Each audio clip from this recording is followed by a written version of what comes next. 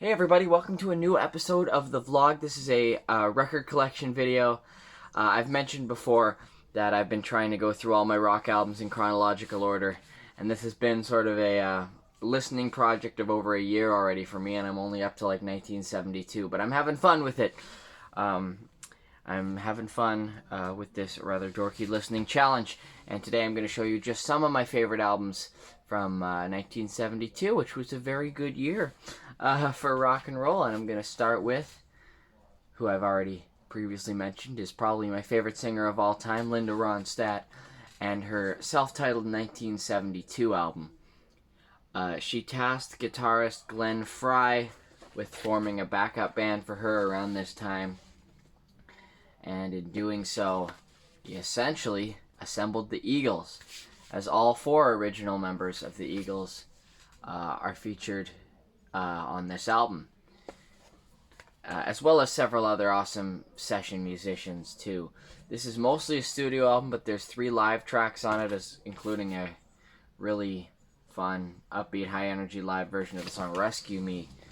I really like this album. It didn't sell very well at all, as most of her early albums didn't, but it's gained some recognition over the years for being very good.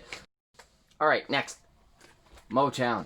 It's the Jackson 5 from 1972 with their album Looking Through the Windows.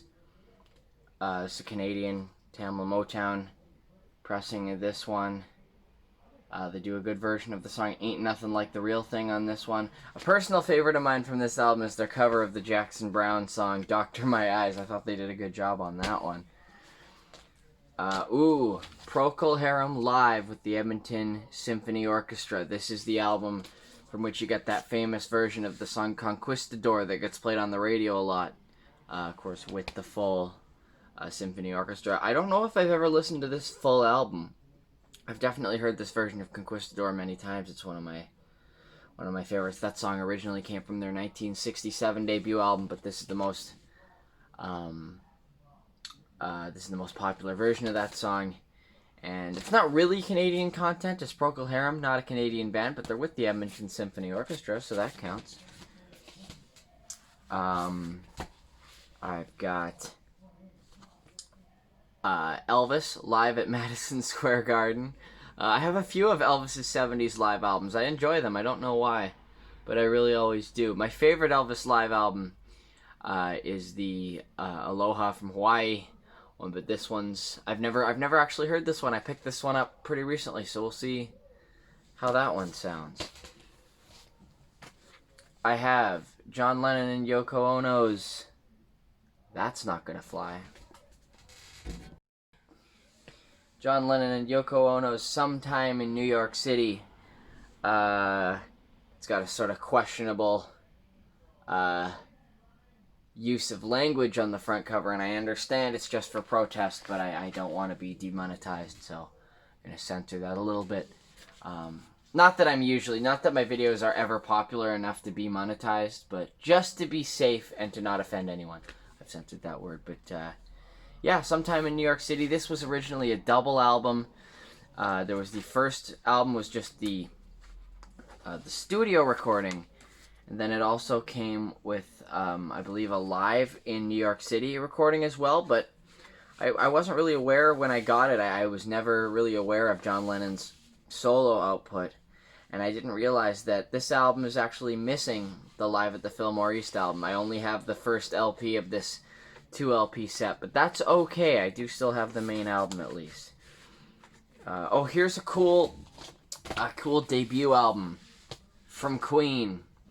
You can tell this is an early pressing of Queen's 1972 debut album because they've referred to John Deacon as Deacon John by mistake. I guess Elton John was popular at that time.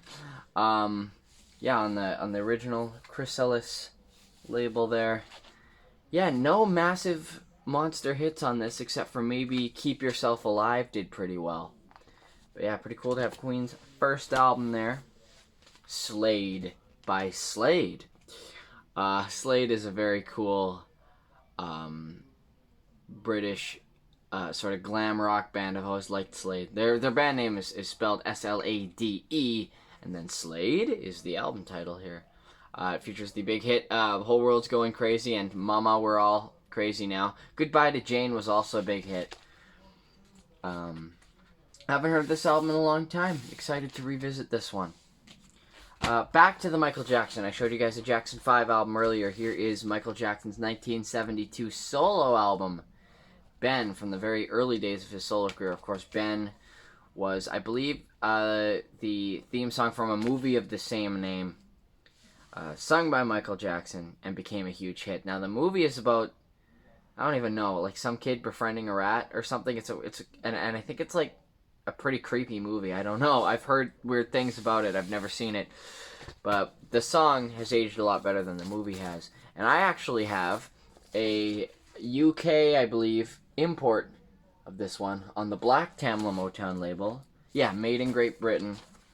And yeah, these British import pressings in the 60s and 70s had definitely had the flimsier covers than the North American releases for whatever reason. It feels like it's made out of a different material. I'm going to stick with the Motown theme for Smokey Robinson and the Miracles' 1957-72 live album. Now, this comes from a tour the Miracles did in 1972 that was sort of a farewell tour for Smokey Robinson, who was leaving the group. He said he was leaving the group to have more time with his family, but he did go out there pretty quickly and have a solo career after this. But this is from that excellent farewell tour in 1972, the end of an era for the Miracles, for sure. Double live album, actually, and again, this is an album I've never gotten around to listening to, and that's one of the reasons I did this listening challenge for myself, because I have so many albums, and even so many albums that I haven't listened to that I've always been meaning to get around to, and this gives me a reason to do that. I mentioned that the Eagles were originally founded as Linda Ronstadt's backing band. Well, later in 1972, they had their own album. It pisses me off to no end, by the way, when record stores throw albums in the bargain bin and decide to throw a big X on it to show that. I get what they're trying to do. They're trying to make sure nobody passes off,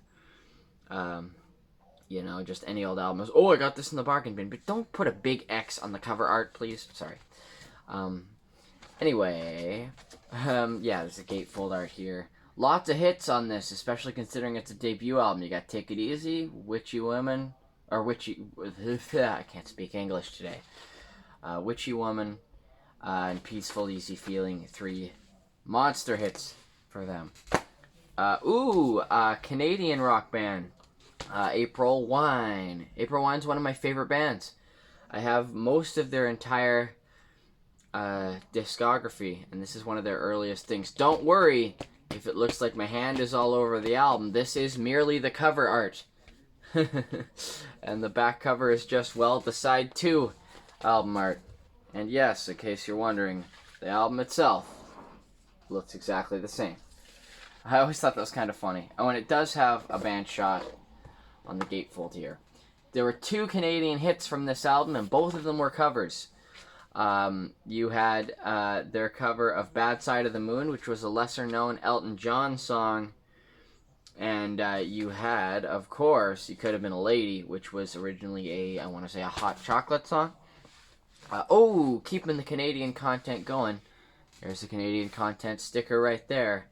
Neil Young's endlessly successful and influential album, Harvest, definitely his most popular album he ever put out. There's a cool band shot on the back. And for good reason this album is successful. It's a fantastic album. A personal favorite of the lesser-known album tracks from this one would be, I've always liked the song Words, Between the Lines of Age. I saw Neil Young live a few years ago, and he did like a 15-minute version of it with Promise of the Real, which is Lucas Nelson's band that Neil Young was out on tour with at the time.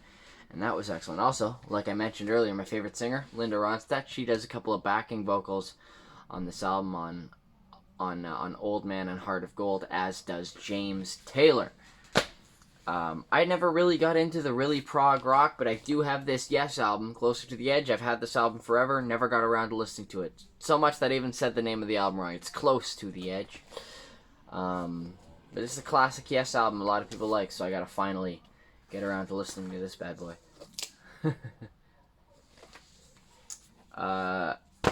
Correct me if I'm wrong, I believe this is the last Creedence Clearwater Revival album, at least the last one to feature the original lineup. I'm not sure. This is Mardi Gras from 1972.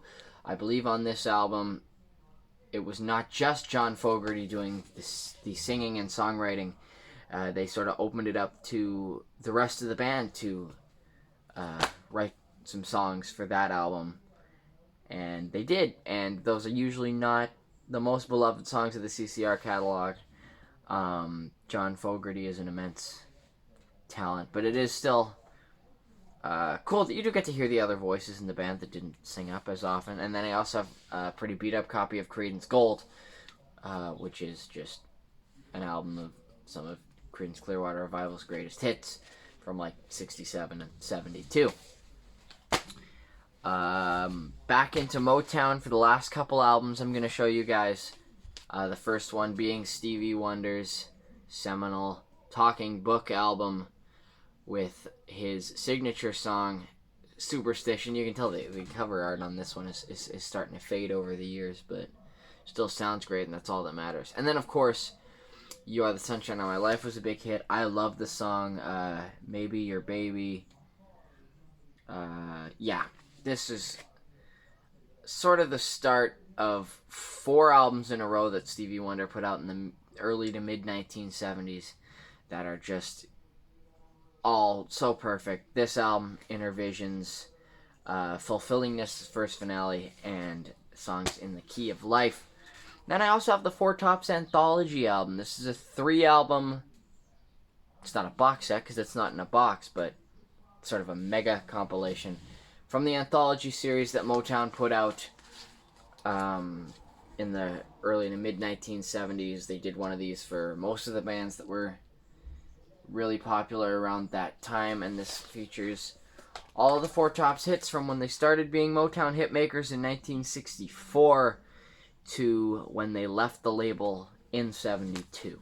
Although I believe the album itself didn't come out till 74. But it covers that 64 to 72 time period, hence why I put it in the 1972 section of my collection.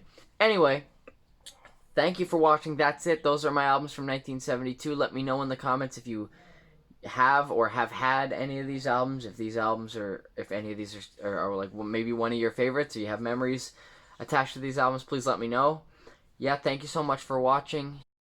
I'm very excited to say that in the description there is a list of all my upcoming live performances. I haven't performed live in a long time. Today was actually supposed to be my return to live performing. I'm a musician, if you haven't figured that out already. Yeah, I haven't been performing due to the whole COVID-19 thing, but today was supposed to be my return to the stage doing an outdoor gig, and it rained out, but that's okay. I'm going to be playing outdoor gigs pretty much every week that it's not raining coming up, so that'll be cool. Also in the description are links to where you can find my music, where it's sold or streamed online. Like this video if you liked what you saw, subscribe to this channel if you've been enjoying my videos, and you can ring the notification bell if you would like to be notified whenever I upload a new video, which should be tomorrow, and most days for the foreseeable future. Thanks so much for watching. Catch you with another vlog again real soon.